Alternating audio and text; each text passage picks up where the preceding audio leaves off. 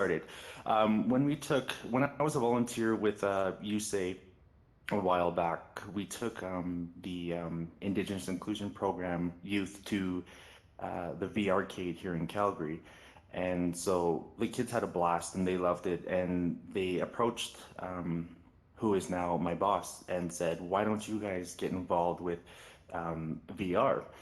And so that's when they went back to the drawing board and looked over the current programs that we have. And that's when they decided to take one of the Blackfoot graphic novels that we have created over time and turn it into this VR game, um, Thunder.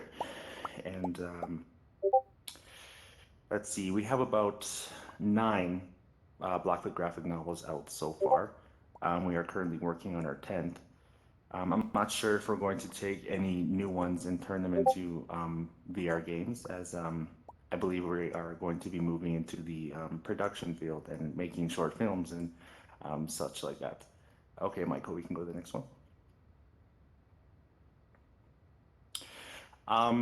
So with these VR experiences and the AR app itself, you can take the AR app and hover it over certain things like we have murals all around Calgary.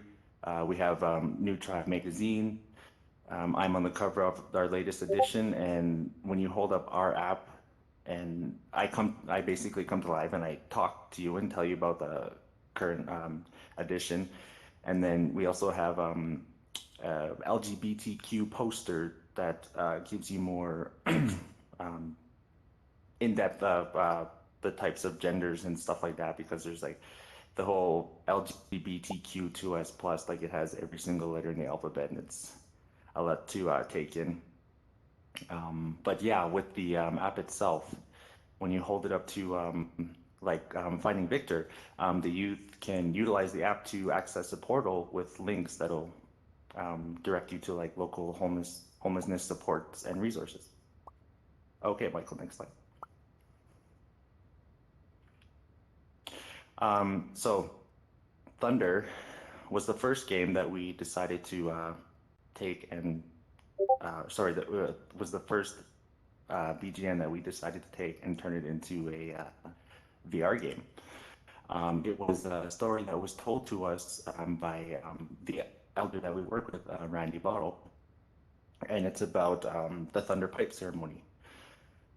So in the story, this man, his wife goes missing. He's knocked out by thunder, and so he goes on a journey to get her back. And on his journey, he comes across animals and all sorts of helps and barriers. And the game itself teaches you a few basic Blackfoot words, like you learn a couple animals, you learn how to count to 10, and such things like that.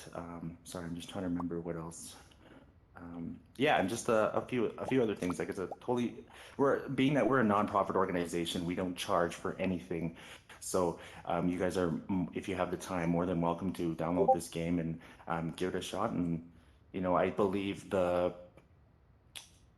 I'd say on average it's about a 20-minute. We've been in schools all throughout Calgary. We've even went down to Riding on Stone, the provincial park in southern Alberta, and have traveled. Um, this game itself has made it into the Vancouver International Film Festival. It's made it into Imaginative in Toronto, and then also in Nashville, Tennessee, where I got the opportunity to fly out there and have people try out this VR game and give us their feedback and how we can better this game itself. Yeah, okay, next slide, Michael. So this is the trailer to the Thunder, you guys can. Okay, my name is Sakokoto. I want to share a story with you about Chichikom Thunder that has been with my people for thousands of years.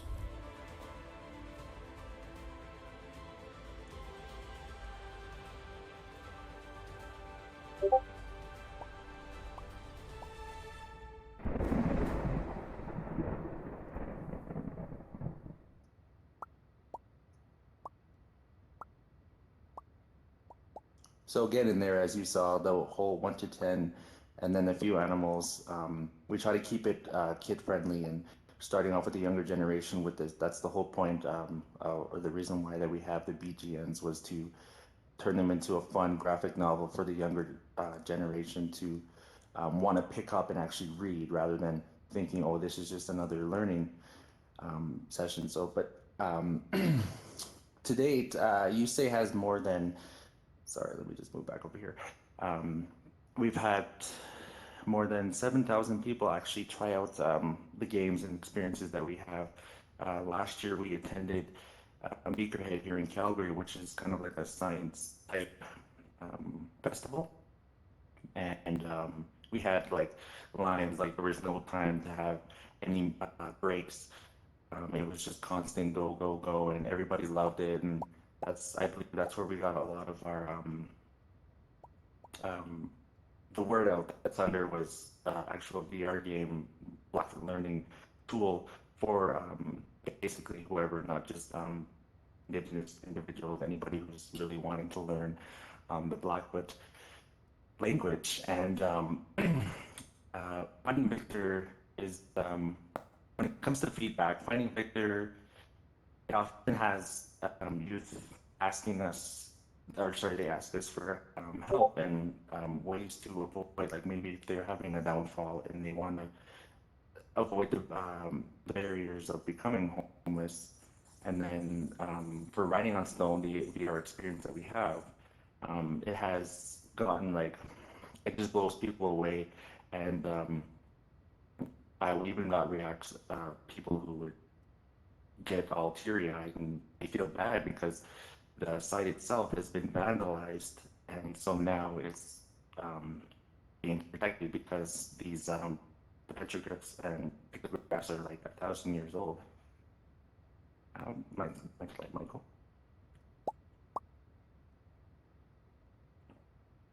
So writing on stone is a 360 VR experience on the Oculus Go. It's recently became a UNESCO's heritage site located in southern Alberta.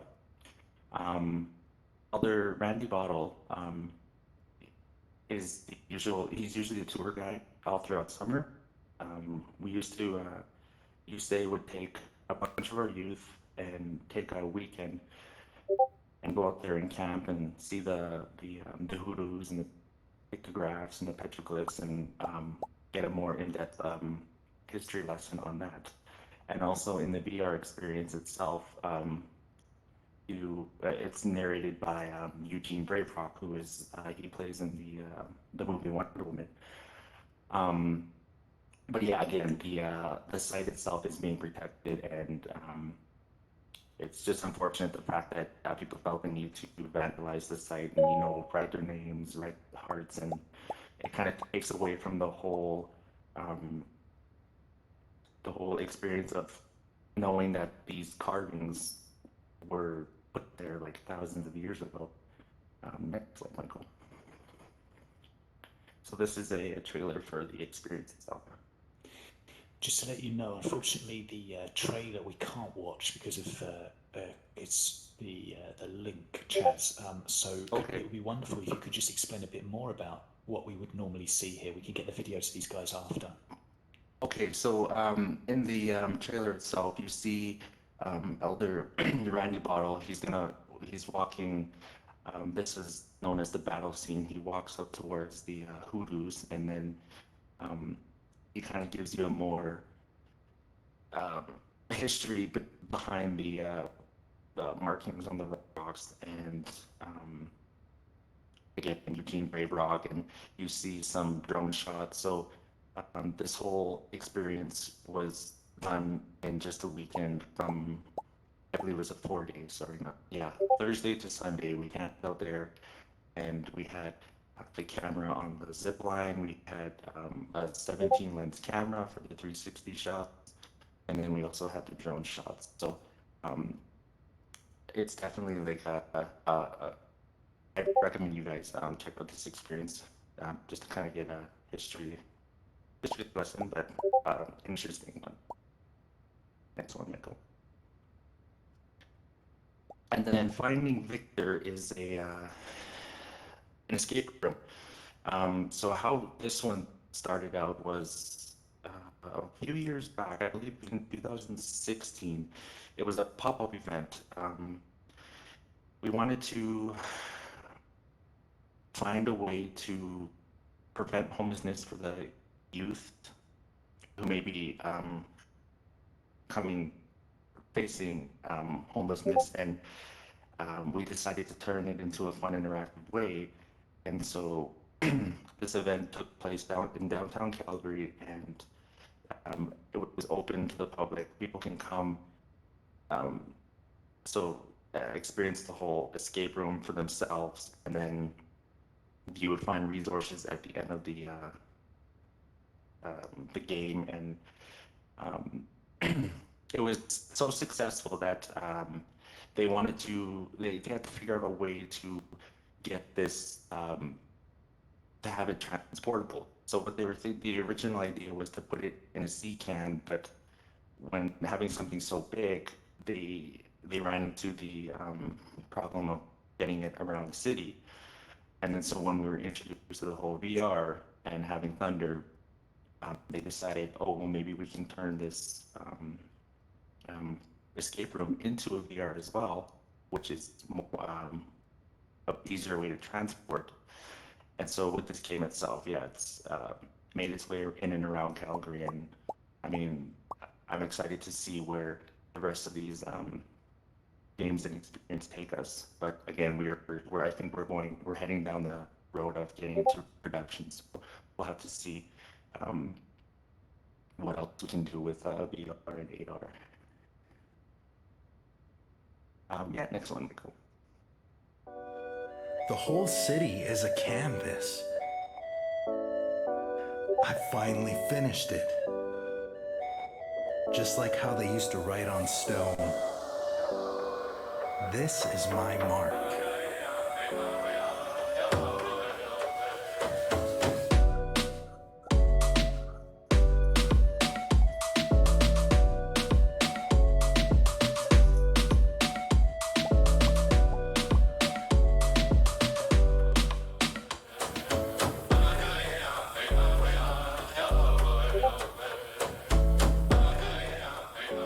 You ever feel like a fire? Like all you can do is burn.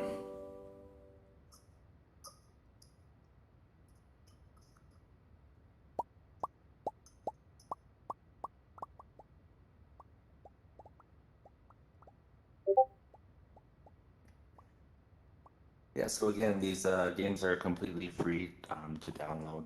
However, with the Writing on Stone experience, if you would like to experience that for yourself, you're more than welcome to reach out to any one of us at USAY, and we can send you a link. The Mammoth, the company that we partnered up with for the whole AR, VR stuff, we have to go through them to get a link. And but yeah, if you guys definitely want to try out the Writing on Stone, reach out to any one of us at USAY, and we'll be more than happy to set that up for you. So what's next for USAY and in the VR? We started working with the Oculus Quest, and now we want to create immersive traditional hunting experience game called The Source.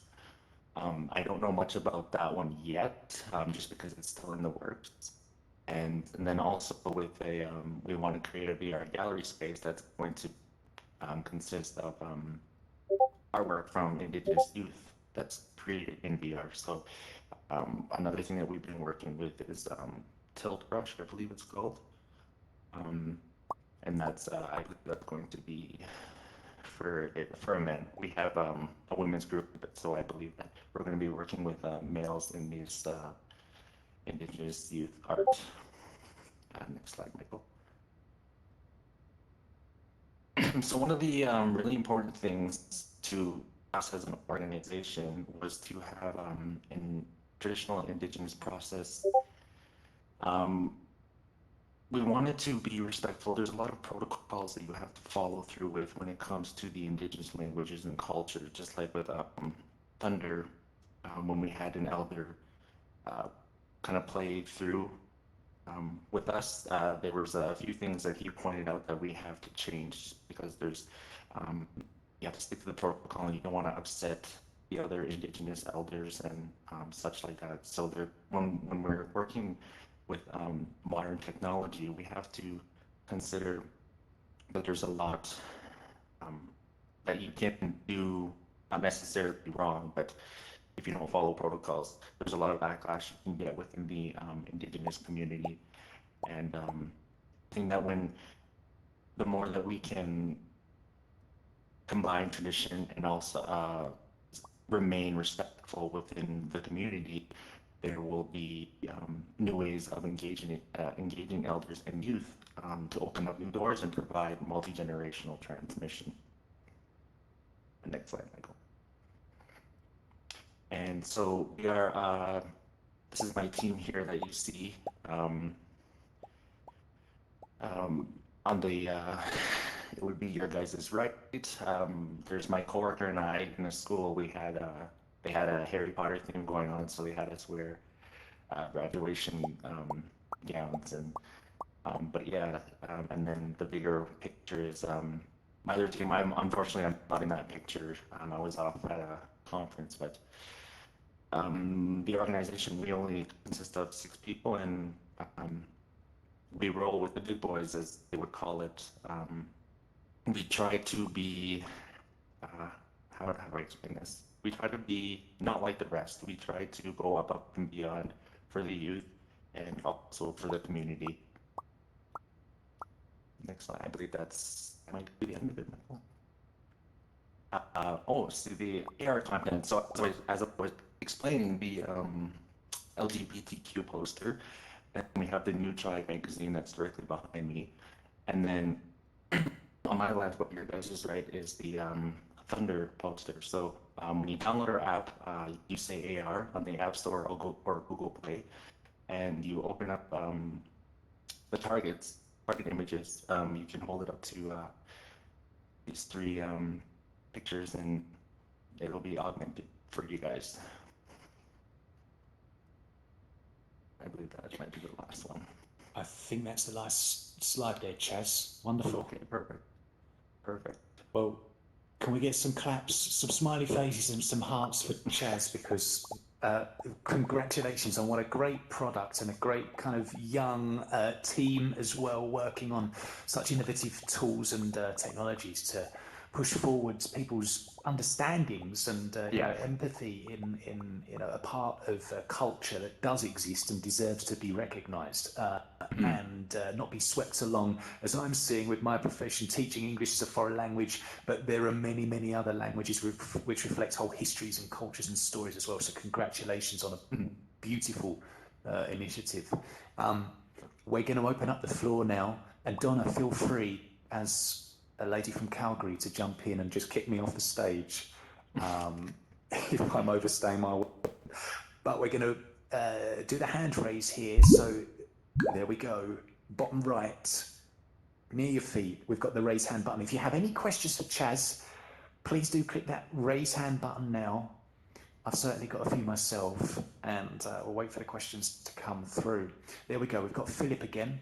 Philip, you could just introduce yourself first, because I remember you from the last session, and then fire away with your question, please. Hi, Chaz. Thank you very much for your presentation. It's fantastic. I'm a school librarian. I work in an international school in Bangkok in Thailand. I'm just interested in our school, as you could imagine, being an international school, the complexities of working across different cultures and being respectful and sensitive to each group and the background of each student is a challenge. Can you tell me about some of the things that you had to keep in mind in the kind of content that you're working with, but working with it in a high kind of environment? What kinds of things did you have to keep in mind? So when it comes to ceremonies, there's certain things that you're not allowed to mention what happens within those ceremonies, and then also just little minor things that I can't mention within the room.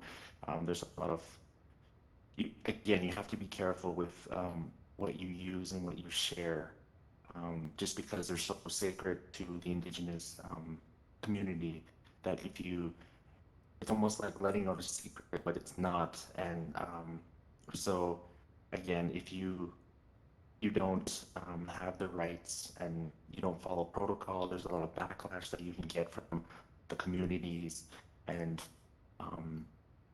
I don't want to say that it'll destroy the whole project, but it won't look good on our part. So that's why we need to have the elders involved with everything that we do, and all the teachings that we share do come from the elders themselves. So that's why it's always good to have an elder present within our organization and everything that we do. Right. Thank you. Excellent. Thanks, Philip. Anybody have any other questions? You've got the raise hand button there, bottom right. Feel free to click that. Now's the time to ask Chaz the question. As we wait for more questions to come through, Chaz, I've got one for you as well. So you spoke about, and one of the kind of great things about the projects you're working on is the way it cuts across a whole number of themes, as we said, kind of culture, history, identity, inclusion, and of course technology as well. And the technology really is the vehicle to kind of bring all that together. What are you seeing outside of that community itself? I mean, you spoke a lot about the great work you're doing, but is there anything that you're doing to raise the awareness outside of those kind of communities for young and old people in your region about your culture? I think right now, just because we mainly deal with youth that are in with the whole tech world, and that was one of the main reasons why we decided to not only go with VR but also AR, was to make reading more fun and interactive, right? Because if you take the Pride poster, you're going to see a bunch of words, and then you'll see some characters, but you're kind of just going to be like, okay, I'll move on about my day. But then you see it says how to use this poster. You download our app, and you're going to want to hold it up and see, okay, well, what does this do? What's the whole thing about having an app for a poster, right? And even with the New Tribe magazine, how it says, see this cover come to life, you're gonna scratch your head for a second and think, what do you mean by come to life? Again, download the app, hold it up, and it'll be augmented for you. So right now, AR, our main focus, just because we deal with youth who are so into video games and their smartphones that are always constantly in their hands. So I think as of right now, that is our focus. But being that we're going to be working with productions and short films and such like that, we're thinking of more ways, and not only sticking to AR and VR, but more ways to kind of interact with everybody, not just a specific group. Sure. Amazing. Well done. Yeah. Another one of my, again, questions are on, so please raise your hand if you have any as I wait for those to come through. I'll add as well that one of my kind of personal hobbies is genealogy, like researching family history where I'm from. And it's amazing that when you kind of bring history in a kind of a meaningful way to yourself or other people, how you can spend, you're up at 4 o'clock in the morning kind of still researching this stuff. And it's, I guess maybe that's the kind of magic of what you're doing, is that it's not just teaching about history and culture, it's maybe unearthing that kind of, that deep, desire to actually search for one's identity and where one comes from as well. And I guess that's maybe some of the feedback that you're getting from the community itself, is it? Yeah. I think with the Writing on Stone experience, Eugene mentions in there that there's a lot more other places like that have been undiscovered, and they will most likely remain undiscovered. I'm not 100% sure why that is, but with bringing this experience to people who have never been or even heard of Writing on Stone, I think is is great just because you get to see the reactions and, you know, um, getting the opportunity to share this historical part with people. They now Yes. want to make the trip out to go and see it for themselves, right? Because Sure. they never knew it was there, so they want to actually see if these markings are actually a real thing or if it's just Yes. yeah. Amazing. And it's also, again, like we saw with the Notre Dame Cathedral last year, I think it was now, wasn't it? The fire there, how we kind of maybe underestimate the effects of the sands of time, of how accidents and maybe kind of external events can, you know, wipe away particular parts of our history as humanity. And I guess that's the great thing with what you're doing. It's making sure that that is not lost through the technology. And you mentioned about the vandalism as well, unfortunately, in that zone. And, you know, hopefully the VR can, not just build kind of cultural bridges, but actually preserve digital or create digital twins of these places that in future maybe is the only way we can visit these places. So, Yeah. I guess that's quite interesting as well from my Exactly. perspective. I've got another question now. I'm asking all the questions here, everybody. Come on, help me out. I've here's my other question. If I'm asking too many, just give me some sad faces and I'll jump off the stage. The other question is about advice that you would give. So obviously, people out here, Philip himself works in a foreign country for him out in Thailand. He's Australian, but is there any advice that you could give to fellow global communities who are part of maybe an endangered language or minority language group or indigenous? What advice would you give them if they were kind of looking to do what you were doing? What would be those first steps, do you think? I think making it more fun and interactive, like how we have been, you know, making people actually want to learn and reach out and get a hold of if it's books that you're creating or, you know, programs, games, videos, whatever it is, um, make them want to actually be like, hey, can I how do I get this? You know, like with Thunder, we've just before we left for the holidays and Christmas, we had so many bookings that my coworker and I have been running in and around Calgary, showing the VR game off. Yeah, again, just like making it fun, interactive, and be new. I guess Yes. be the people who think outside of the box. Don't Sure. just stick with textbooks and flashcards. You know, make it fun. Create, again, like how we created a VR game. You know, that's unheard of, especially with indigenous languages. So that's why we get a lot of positive feedback, and people are just blown away because we're one step ahead of our surrounding organizations. Yes, yeah. And if surprise, surprise, I've got another question.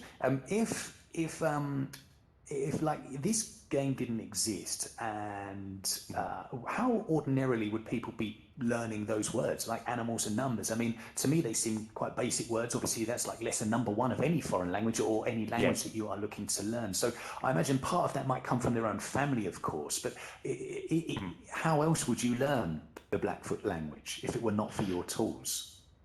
Um, if we didn't have the VR game or the Blackfoot graphic novels, I believe we would most likely be reaching out to fluent Blackfoot speakers, like the elders and people who have learned over time. Like growing up, I went to an indigenous elementary school, and so I learned Blackfoot from grade 1 all the way up to grade 6.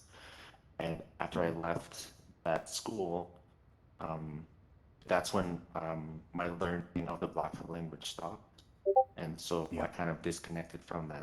So I'm I'm glad to be a part of this Thunder and the VR game because I can learn a little more Blackfoot myself. Right? There's words in the game that I never knew how to say or knew what it was, and so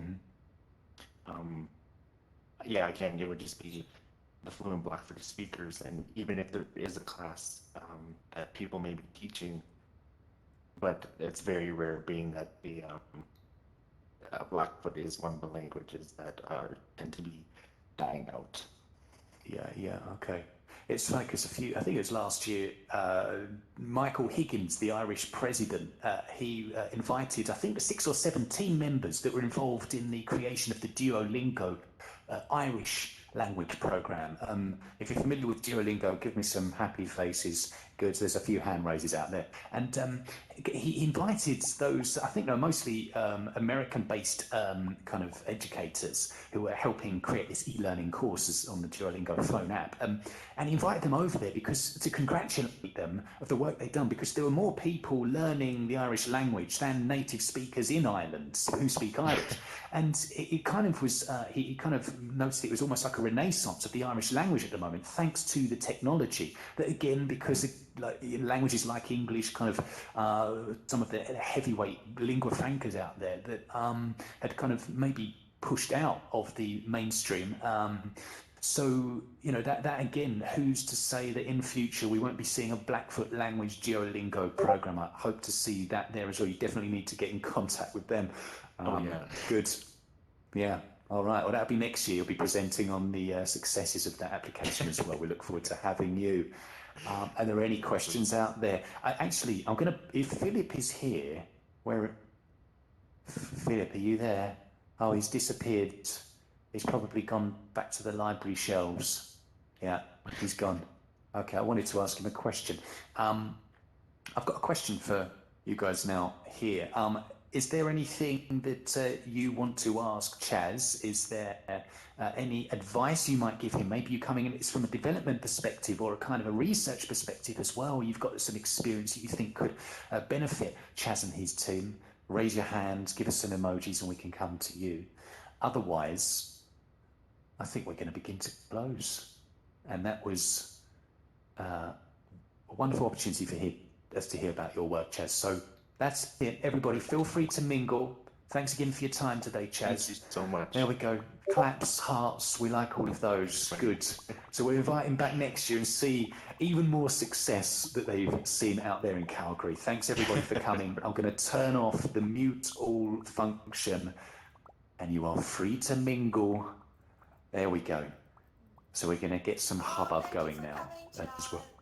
Perfect. Thank you. For coming. Yeah, no. Yeah, thank you. thanks. This is an amazing opportunity. Yeah, thanks. All right. There we go. Well, Chaz, actually, I've got to say this as well. It's almost 2 in the morning, isn't it, where you are, Chaz? Yeah. It's Yes. 1:38 to be precise. Yeah. So, what do you get? It's bedtime for you now. The day's just started for me. It's 10 a.m. or here almost in Italy.